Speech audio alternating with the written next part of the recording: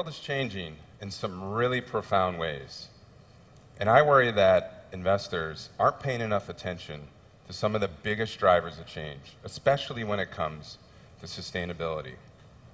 And by sustainability, I mean the really juicy things like environmental and social issues and corporate governance. I think it's reckless to ignore these things because doing so can jeopardize future long-term returns. And here's something that may surprise you. The balance of power to really influence sustainability rests with institutional investors, the large investors like pension funds, foundations, and endowments.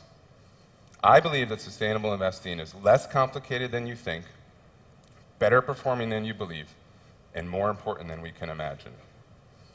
Let me remind you what we already know. We have a population that's both growing and aging. We have 7 billion souls today, headed to 10 billion at the end of the century.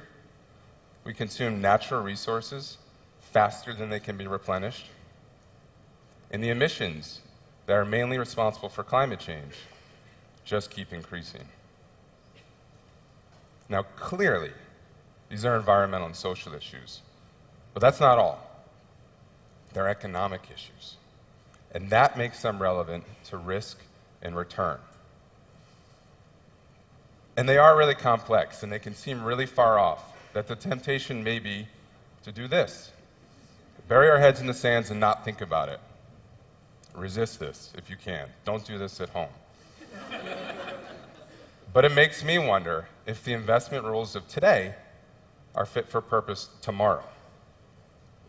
We know that investors, when they look at a company and decide whether to invest, they look at financial data, metrics like sales growth, cash flow, market share, valuation, you know, the really sexy stuff.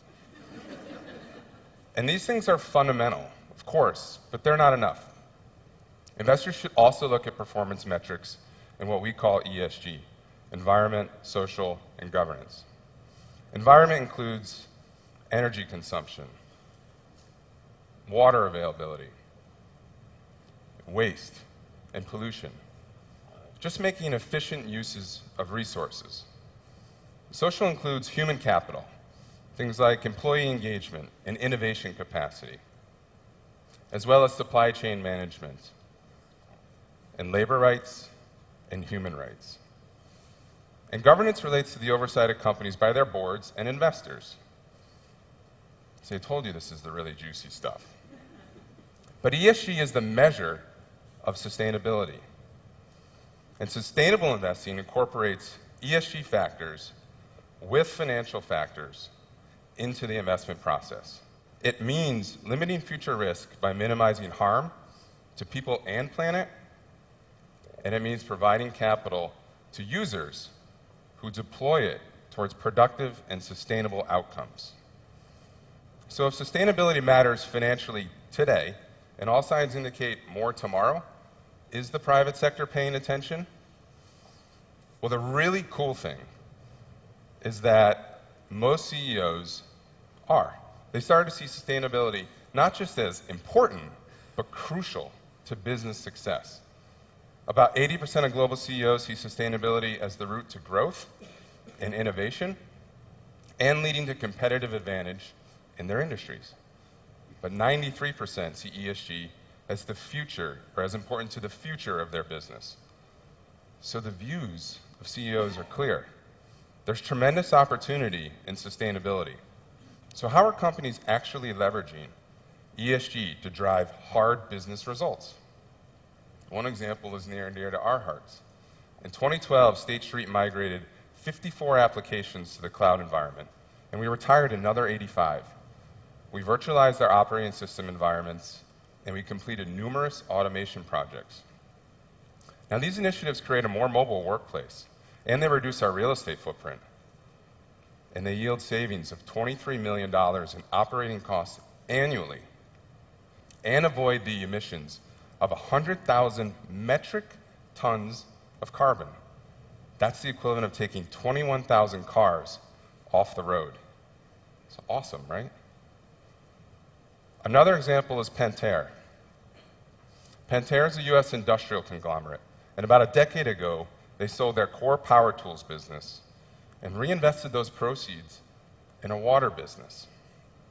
That's a really big bet. But why did they do that?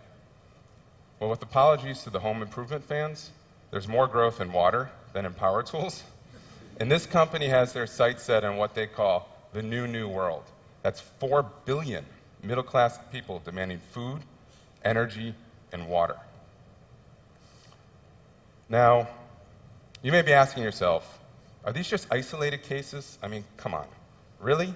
Do companies that take sustainability into account really do well financially? The answer that may surprise you is yes. The data shows that stocks with better ESG performance perform just as well as others. In blue, we see the MSCI World. It's an index of large companies from developed markets across the world. And in gold, we see a subset of companies rated as having the best ESG performance. Over 3+ years, no performance trade-off. So that's okay, right? But we want more. I want more. In some cases, there may be outperformance from ESG. In blue, we see the performance of the 500 largest global companies. And in gold, we see a subset of companies with best practice in climate change strategy and risk management. Now, over almost 8 years, they've outperformed by about 2/3. So yes, this is correlation, it's not causation, but it does illustrate that environmental leadership is compatible with good returns. So if the returns are the same or better, and the planet benefits, wouldn't this be the norm? Are investors, particularly institutional investors, engaged? Well, some are, and a few are really at the vanguard.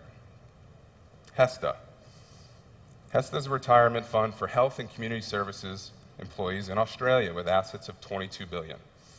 They believe that ESG has the potential to impact risks and returns, so incorporating it into the investment process is core to their duty to act in the best interests of fund members. Core to their duty. You gotta love the Aussies, right? CalPERS is another example. CalPERS is the pension fund for public employees in California. And with assets of $244 billion, they are the second largest in the US and the 6th largest in the world. Now they're moving towards 100% sustainable investment by systematically integrating ESG across the entire fund. Why? They believe it's critical to superior long-term returns, full stop. In their own words, long-term value creation requires the effective management of 3 forms of capital: financial, human, and physical. This is why we are concerned with ESG. Now, I do speak to a lot of investors as part of my job, and not all of them see it this way. Often I hear, we are required to maximize returns, so we don't do that here. Or, we don't want to use the portfolio to make policy statements. The one that just really gets under my skin is, if you want to do something about that, just make money, give the profits to charities. Eyes rolling, eyes rolling. I mean, let me clarify something right here. Right? Companies and investors are not singularly responsible for the fate of the planet. They don't have indefinite social obligations. And prudent investing and finance theory aren't subordinate to sustainability. They're compatible. So I'm not talking about trade-offs here. But institutional investors are the X factor in sustainability. Why do they hold the key? The answer, quite simply, is they have the money. A lot of it. I mean, a really lot of it. The global stock market is worth $55 trillion. The global bond market, $78 trillion. That's 133 trillion combined. That's 8.5 times the GDP of the US. That's the world's largest economy. That's some serious freaking firepower. So we can reconsider some of these pressing challenges, like fresh water, clean air, feeding 10 billion mouths, if institutional investors integrated ESG into investment. What if they use that firepower to allocate more of their capital to companies working the hardest at solving these challenges, or at least not exacerbating them? What if we work and save and invest, only to find that the world we retire into is more stressed and less secure than it is now? What if there isn't enough clean air and fresh water? Now, a fair question might be, what if all this sustainability risk stuff is exaggerated, overstated? It's not urgent, something for virtuous consumers, or lifestyle choice? Well, President John F. Kennedy said something about this that is just spot on. There are risks and costs to a program of action, but they are far less than the long-range risks and costs of comfortable inaction. I can appreciate that there's estimation risk in this, but since this is based on widespread scientific consensus, the odds that it's not completely wrong are better than the odds that our house will burn down or we'll get in a car accident. Well, maybe not if you live in Boston. But my point is that we buy insurance to protect ourselves financially in case those things happen, right? So by investing sustainably, we're doing two things. We're creating insurance, reducing the risk to our planet and to our economy, and at the same time, in the short term, we're not sacrificing performance.